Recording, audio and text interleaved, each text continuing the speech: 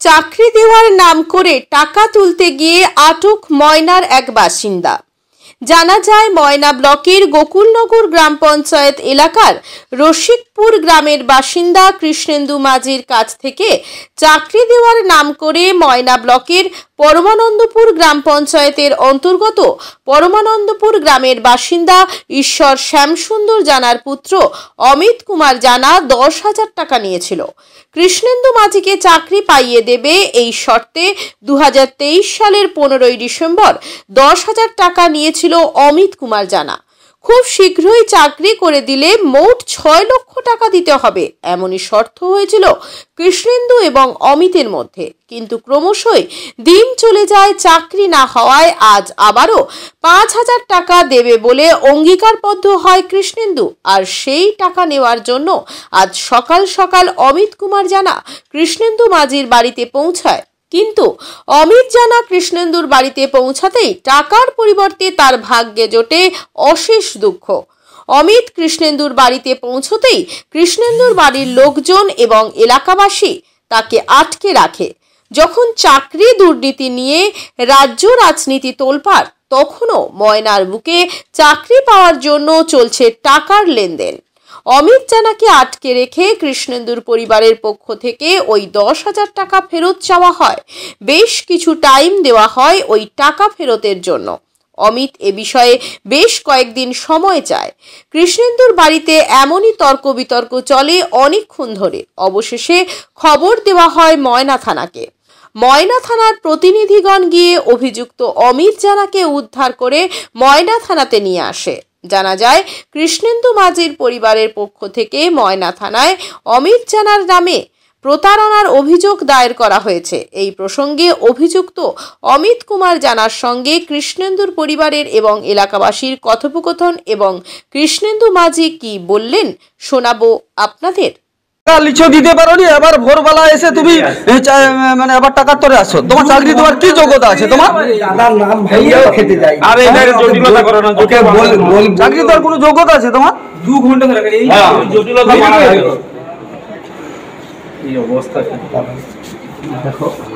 না একটা শুনো, তুমি মিডিয়েটর হিসেবে তুমি টাকা দিয়ে এলো, তুমি টাকা দিয়ে এলো, তুমি বাড়ি যাও। তোমার টাকা করে তোমার টাকা কি করে একদম মেনে প্রশাসনিক বিভাগের হাতে তুলে দিয়ে টাকা যা করবে করবে। আজকে রাজনীতিটা বড় কথা না। তোমাদের মতো লোক আছে বলে সমাজে দুর্বৃত্তরা, সমাজের মতো দুর্বৃত্তরা আছে বলে এরকম বেড়ে যাচ্ছে। শুধু তুমি নয়, আজকে আমাদের গ্রামে কমসে কম 2 কোটি টাকা উঠছে এই চাকরি দেওয়ার নাম করে। আমি কথার মাঝে বলতে, আমি কথার মাঝে কি তুমি টাকা হ্যান্ড ওভার টাকার নামে হচ্ছে, এবারে আমার থ্রু দিয়েই হচ্ছে। হ্যাঁ ঠিক আছে, এবারে আমি তাহলে আবার তুমি সেই টাকা দিতে পারোনি, আবার চাকরি তো দিতে পারোনি, দেওয়ার কি যোগ্যতা আছে? আবার তুমি টাকা করে আসো। আমার হচ্ছে অমিত জানা, তোমার হচ্ছে শ্যামসুন্দর জানা ছেলে মারা গেছে। সে আমাকে ডিসেম্বর মাসে 15 তারিখে টাকা দিয়েছে যে ওই বিডিও অফিসে, ডিএম অফিসে গ্রুপ সির কাজের জন্য। তো 10,000 টাকা দিলে আর হচ্ছে ডকুমেন্টস নিয়েছে। টাকা দিলে হচ্ছে ডিসেম্বরের মধ্যে চাকরি হবে, নাহলে তোমার জানুয়ারি 1 তারিখে টাকা রিটার্ন। সে কথাটা আমি কল রেকর্ডিং করে রাখছি। আর টাকাটা ক্যাশ দিইনি কেন, যাতে প্রমাণ থাকে ফোন পেতে দিয়ে রাখছি। টোটাল কত টাকা চুক্তি হয়েছিল? টোটাল 6 লাখ টাকা চুক্তি হয়েছে। আপনি কত টাকা দিয়েছেন? 10,000 টাকা দিয়েছি আর ডকুমেন্টস দিয়েছি। আধার কার্ড দিয়েছি, ভোটার কার্ড, আর হচ্ছে মাধ্যমিকের অ্যাডমিট মার্কশিটের জেরক্স আর উচ্চ মাধ্যমিকের অ্যাডমিট মার্কশিটের জেরক্স দিয়েছি। এই 10,000 টাকাটা কবে দিয়েছিলেন? ডিসেম্বরের 15 তারিখে ফোন পেতেই করেছে অনলাইন। 23 তারপরে কি ঘটেছে? 23 সালে। আর তারপরে বলছে জানুয়ারিতে দিবে। আমি জানুয়ারিতে ডিসেম্বরের মধ্যে দিবে, জানুয়ারি 1 থেকে নাহলে রিটার্ন করবে। আমি জানুয়ারি পর্যন্ত ওয়েট করছি, কিন্তু ফোন করিনি। জানুয়ারি লাস্টের দিকে বা ফেব্রুয়ারি প্রথম দিকে ফোন করেছি, তখন বলছি সরস্বতী পুজো যাবে, এখন হবে নি, সরস্বতী পুজোর পর থেকে তোমাকে ভেরিফিকেশন লেটার ছাড়বে।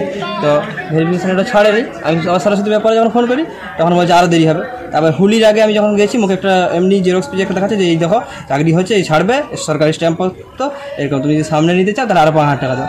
বাবাকে বলছি, বাবা বলছে না, যেহেতু হোলির আগে আমি দাঁড়িয়ে যাই কদিন, 5,000 টাকা দেবো না, হবে। হয়ে গেছে, হোলির পর 1 মাস চলে গেছে। মাঝে ফোন করি, ওই সরকারি কাজ তাড়াহুড়া করলে হবে নি, দেরি করতে হবে, ওয়েট করতে হবে, লোক বছরের পর বছর বসেছে, ঠিক আছে তাড়াতাড়ি করতেছি। এবং হয়ে গেল। আমি তারপর আবার ফোন করি, বলি কতটা সততা যাতায়াতের জন্য, বলি এখনও 5,000 টাকা দেবো, তুমি কি হবে তাহলে সামনে প্লেসমেন্ট? ও বলছে হ্যাঁ হবে, তাহলে দে। টাকার জন্য 2 দিন ফোন করছে, আর আমাকে ডাকছে টাকা নিয়ে। আমি বলছি না, যেতে পারবে না, বাবার শরীর খারাপ, তুমি আসো।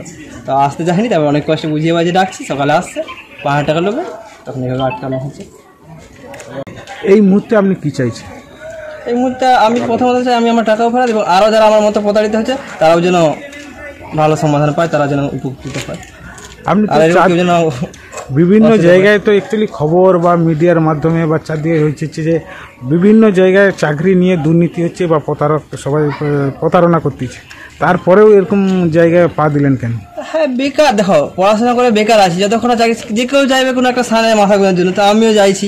তো সেখানে আমি একটা অল্প টাকার উপর চেষ্টা করেছিলাম, আর এখন যেহেতু চাকরি পাইনি মানে কিছু তো একটা করতে হবে, সেই হিসাবে সরকারি কথা বলেছে, আর অল্প টাকা একটা রিস্ক নিতেই হবে, আর রিস্ক না নিলে তো জীবনে কিছুই হয়নি। তোমরা যে আটকে রাখছিলে তারপরে কি হলো? আটকে যে রাখছিলে তারপরে সিভিকে ডেকেছি, আমাদের গ্রামের পঞ্চায়েতকে ডেকেছি, আরও স্থানীয় লোক এসেছিল। তারপরে সিভিক এসে আধ ঘন্টা 1 ঘন্টা টাইম দিয়েছিল, টাইমের মধ্যে ও দিতে পারেনি, তখন সিভি ওকে নিয়ে গেছে, থানায় নিয়ে গেছে। হ্যাঁ, আপনারা থানায় কমপ্লেন করতেছেন? হ্যাঁ, থানায় কমপ্লেন তো করবো। আপনার নাম? আমার নাম কৃষ্ণেন্দু মাঝি, বাড়ি রসিকপুর, বাবা বিশ্বজিৎ মাঝি। নিজের বাড়ি মানেই মাথার উপর নিশ্চিন্ত ছাদ, ছাদকে রক্ষা করুন রোদ বৃষ্টির যাবতীয় প্রকোপ থেকে। আপনার বাড়ি নতুন হোক বা পুরনো, pen doctor leak guard vaccine, যা প্রিমিয়াম ওয়াটারপ্রুফিং সার্ভিসের মাধ্যমে বহু বছর সুরক্ষিত রাখে আপনার ছাদকে। বিশদে জানতে এখনই ফোন করুন।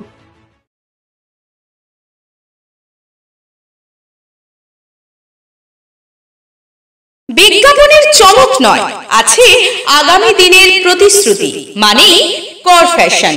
ছেলেদের যাবতীয় নিত্য নতুন পোশাকের বিপুল সম্ভার নিয়ে নবরূপে সজ্জিত কর ফ্যাশন।